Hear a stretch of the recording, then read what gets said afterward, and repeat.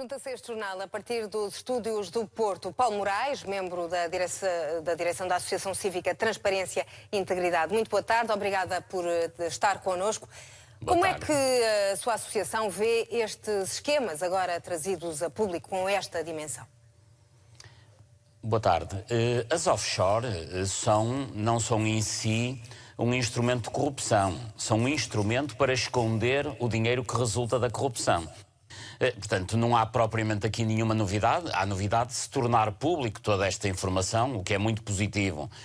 Mas o facto é que, neste caso em concreto, e muitas outras offshore, e um pouco por todo o mundo, e também na Europa, porque há offshore naturalmente no Panamá, mas também há muito dinheiro escondido na própria Europa, nomeadamente no Luxemburgo. E, portanto, o que este caso vem revelar é onde é que está o dinheiro que resulta de toda esta corrupção.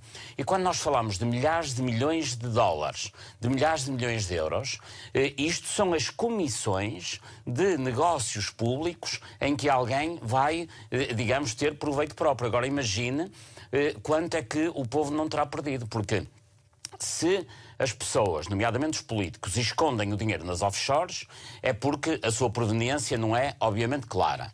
Mas o dinheiro que eles escondem é uma parte significativa, muito pouco significativa, da ordem dos 5, 10% no máximo, daquilo que efetivamente é tirado às populações. Aliás, em Portugal aconteceu também, nos últimos anos, e acontece ainda hoje, muitas obras públicas dão origem a que os decisores políticos que as adjudicam recebem comissões, naturalmente, de forma secreta.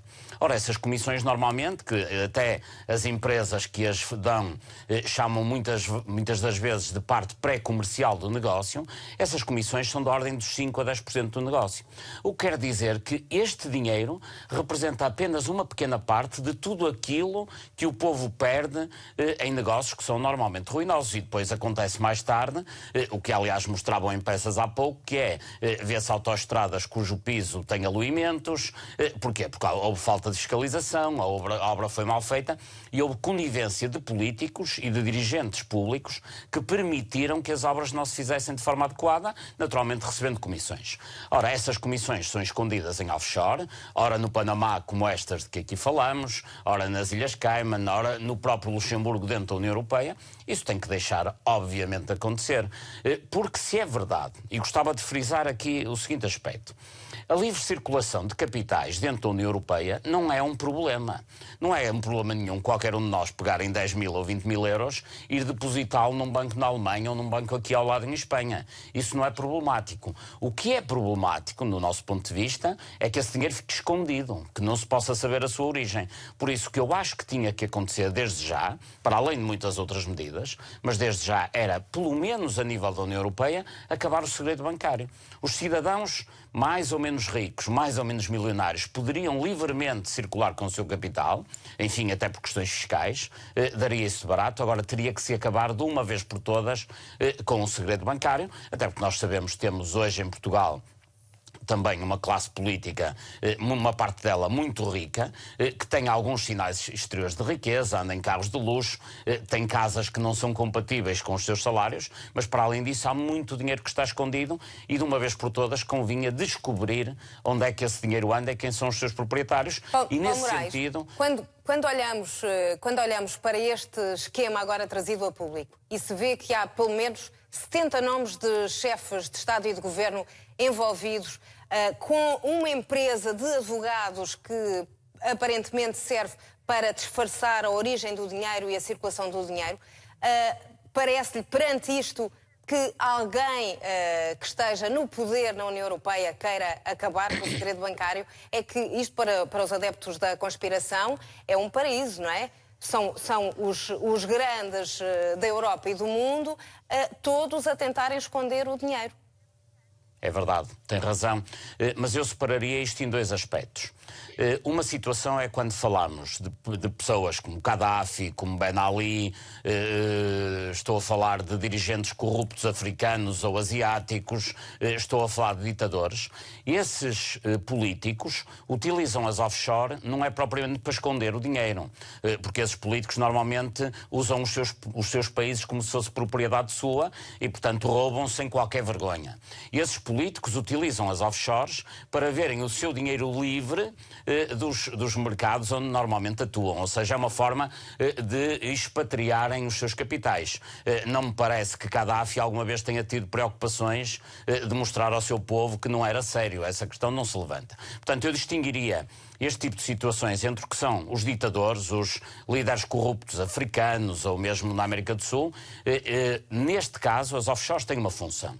Na Europa, e também naturalmente nos Estados Unidos e no Canadá, mas no mundo ocidental democrático, as offshores têm outro objetivo, que é esconder o capital. É evidente que não tenho qualquer dúvida que na Europa será muito difícil saber quem são os detentores destas offshore e deste capital, não tanto por causa dos dirigentes políticos, mas por quem paga estas comissões, quem esconde este dinheiro, são as grandes empresas, as grandes corporações europeias que fazem obras de Portugal à Rússia, de Inglaterra à Grécia, e portanto são essas grandes corporações que atuam na área das obras públicas, dos resíduos, do ambiente, são essas grandes corporações que pagam estas comissões a políticos e querem naturalmente esconder. Por isso eu acho que os grandes adversários da divulgação deste tipo de informação não serão nem tantos políticos, que naturalmente irão opor-se também, mas quem vai ter mais capacidade, mais poder, descredibilizando as fontes, tentando,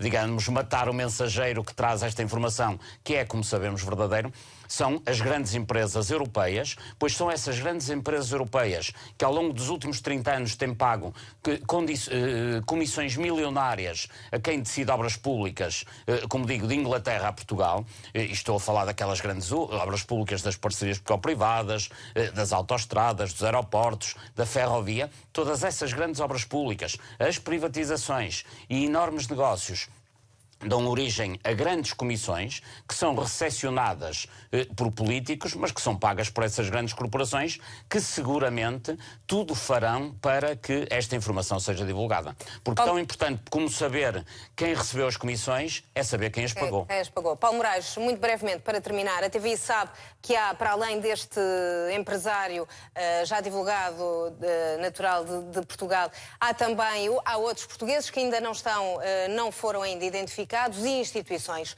envolvidas neste esquema. Acha que vamos ter surpresas?